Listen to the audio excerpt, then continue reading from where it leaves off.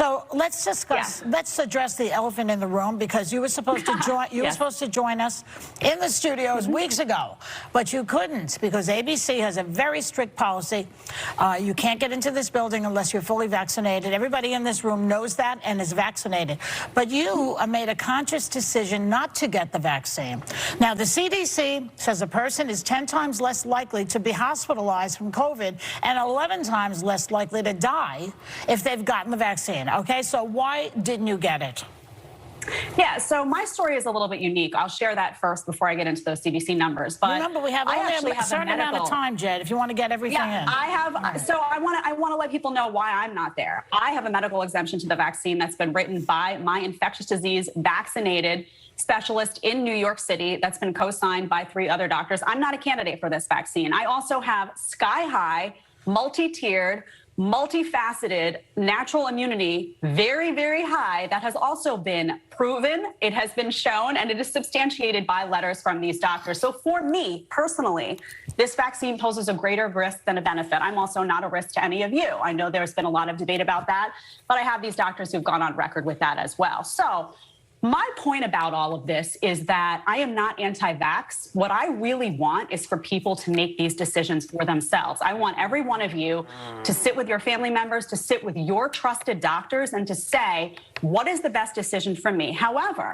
I do oppose mandates. I oppose them on the fact that let's look at the science. This is a vaccine that was created to prevent severity of disease and to prevent hospitalizations. Now, we can have a whole debate on that in itself, but the vaccine does not prevent you from getting COVID and does not prevent you from transmitting COVID. Oh, my goodness.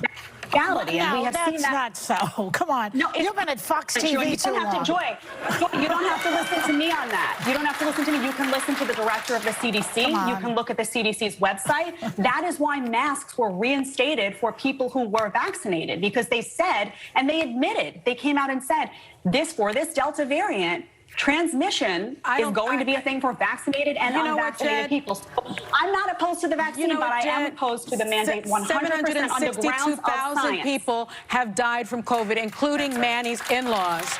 And we've been friends a long time, but Manny's parents, I just don't understand why you would choose to prioritize your personal freedom over health and safety of others. And I just really don't think that we should allow this kind of misinformation on our website. We've had prioritizing.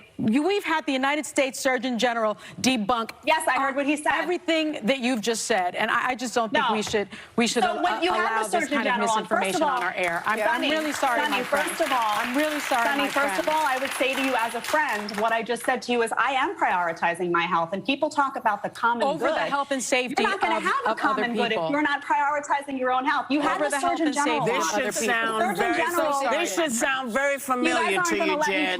This should sound very familiar to you. We got to go to break. And so I have to say, thanks to Jed and Diabella, you can buy Jed's book, Dear Hartley, starting today. And everyone in the audience, you're each going home with a copy of it.